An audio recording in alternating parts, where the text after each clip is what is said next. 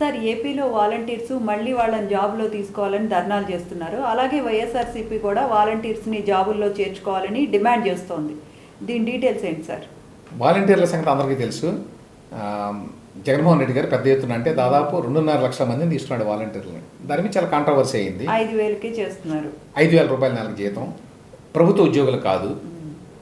అందువల్ల వాళ్ళు అధికారంలో ఉన్న పార్టీకి వర్కర్స్గా పనిచేస్తున్నారు లాంటి విమర్శలు వచ్చినాయి. కార్యకర్తల్లాగా అది ఎన్నికల ముందు కూడా గొడవైంది. ఆ తర్వాత వాళ్ళని ఎన్నికల విధిలోంచి తీసేశారు.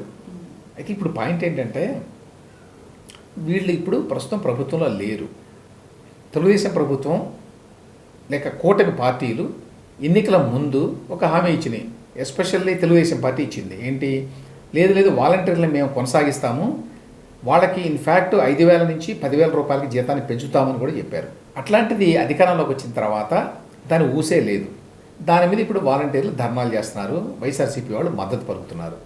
కానీ ఇక్కడ ఒక కీలకమైన విషయం చాలామందికి తెలియదు ఏంటంటే, నిజానికి జగన్మోహన్ రెడ్డి గారు అధికారంలో ఉన్నప్పుడే వాలంటీర్లని కొనసాగించలేదు. వాళ్ళు గవర్నమెంట్ ఎంప్లాయీస్ కాదు కాబట్టి ఎప్పటికప్పుడు రెన్యూ చేయాలి వాళ్ళ ఉద్యోగాన్ని. 2023 ఆగస్టులో జగన్మోహన్ రెడ్డి గారి ప్రభుత్వం రెన్యూ చేయలేదు, వాళ్ళ ఉద్యోగాలు పోయినాయి అప్పుడే. కాబట్టి 2024 జూన్లో అధికారంలోకి వచ్చిన తెలుగుదేశం ప్రభుత్వం రెన్యూ చేయడానికి అవకాశం లేదు, మళ్ళీ కొత్తగా తీసుకోవాల్సిందే. ఒకవేళ తీసుకుంటే వాళ్ళు తీసుకోవద్దు అని చెప్పి నిర్ణయించుకున్నారు, అది వేరే విషయం.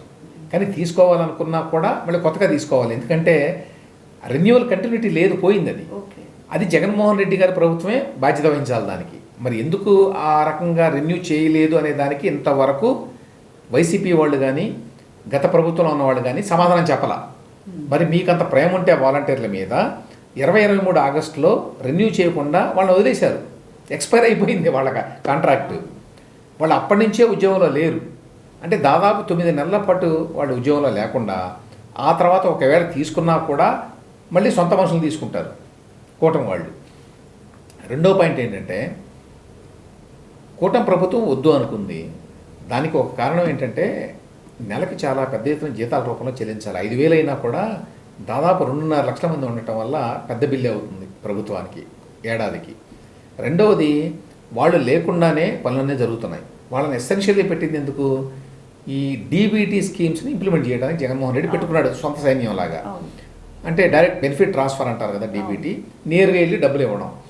అది సెక్రటేరియట్ ఉద్యోగుల చేత, అంటే పర్మనెంట్ గవర్నమెంట్ ఎంప్లాయీస్ చేత చంద్రబాబు నాయుడు గారి ప్రభుత్వం ఇప్పటికే చేయిస్తోంది. మనం చూస్తున్నాం ఎవ్రీ మంత్ ఫస్ట్ తేదీన సాయంత్రానికే 70-80% ఇచ్చేస్తున్నారు. 2-3 డేస్లో మొత్తం 100% అందరికీ అందిస్తున్నారు. అట్లాంటప్పుడు వాలంటీర్ల అవసరం ఏంటి, వాళ్ళ కోసం అదనంగా డబ్బులు ఖర్చు పెట్టడం ఎందుకు, ప్లస్ వాళ్ళు కాన్స్టిట్యూషనల్గా వాళ్ళని అలా పెట్టుకోవడం కరెక్టా కాదా లాంటి వివాదాలు ఎట్లాగో ఉన్నాయి. తర్వాత వాళ్ళని అధికార పార్టీ తన సొంత కార్యకర్తల్లాగా వాడుకుంటోంది అనేటువంటి అభియోగాలు ఉన్నాయి. ఈ నేపథ్యంలో వాళ్ళు లేకపోవడం ఒక రకంగా మంచిదే. సరే, ఉద్యోగాలు పోయినాయి కాబట్టి వాళ్ళు ధర్నాలు చేయొచ్చు. నిజం చెప్పాలంటే 5,000 రూపాయలకి ఉద్యోగం ఎట్లా చేస్తారు, unless there is some other benefit. అంటే ఆ కాలంలో ఏంటంటే వాళ్ళు ఓడల్లో కొంత డిక్టేట్ చేసేవాళ్ళు, ఎందుకంటే బెనిఫిట్ ఇచ్చేది వాళ్ళు కాబట్టి వాళ్ళ దయాదాక్షిణ్యాలు ఉంటే కానీ బెనిఫిట్ రాదు. కమిషన్స్ కూడా తీసుకున్నారని ఆరోపణలు. సరే, అవి తీసుకున్నా తీసుకోకపోయినా ఒకటి మాత్రం నిజం, 5,000 రూపాయలు అయితే సరిపోదు కాబట్టి అదనంగా ఏదో బెనిఫిట్ ఉండాలి. ఆ రకంగా చూసినప్పుడు కూడా అదేమీ అంత ఆహ్వానించదగినటువంటి విషయం కాదు. ఆ నేపథ్యంలో కూటమి ప్రభుత్వం ఒక నిర్ణయం తీసుకుంది. ఇందులో హిపోక్రసీ ఎవరిది అంటే తెలుగుదేశం పార్టీ వాళ్ళు హామీ ఇచ్చి వెనక్కి వెళ్ళారు అనేది కరెక్టే. మరి వాళ్ళకి అప్పటికి తెలియదా సార్ అది రెన్యూవల్ చేయించలేదు అని? తెలుసు. అంటే కాదు రెన్యూవల్కి ముందే జరిగింది, ఇది ఆగస్టుకి ముందే. తర్వాత రెన్యూవల్ చేశారు లేదు అనేది ప్రభుత్వంలో అన్లెస్ వాళ్ళు చెప్తే తప్ప తెలియదు. మామూలుగా చేసి ఉంటారులే అనుకున్నారు. ఎందుకంటే చాలామంది వాలంటీర్లు పనిచేస్తూనే ఉండేవాళ్ళు, చాలా కాలం పాటు పనిచేశారు వాళ్ళు. మీకు గుర్తుండే ఉంటుంది, ఎలక్షన్ టైంలో కూడా కొంతమంది చేశారు. ఎట్లా చేశారు, యాక్చువల్గా లేరు వాళ్ళు ఉద్యోగాల్లో. అయితే వాళ్ళకి అప్పుడేం చెప్పారంటే, మన ప్రభుత్వం వస్తుంది, వచ్చి రాగానే మళ్ళీ మీకు ఇచ్చేస్తామని చెప్పారు. అందువల్ల పాపం ఆశతోటి వాళ్ళు పనిచేశారు. కాబట్టి వైఎస్ఆర్సీపీ ఇప్పుడు వాలంటీర్లు తీసుకోవాలని చెప్పి డిమాండ్ చేయడం అనేది చాలా పెద్ద హిపోక్రసీ.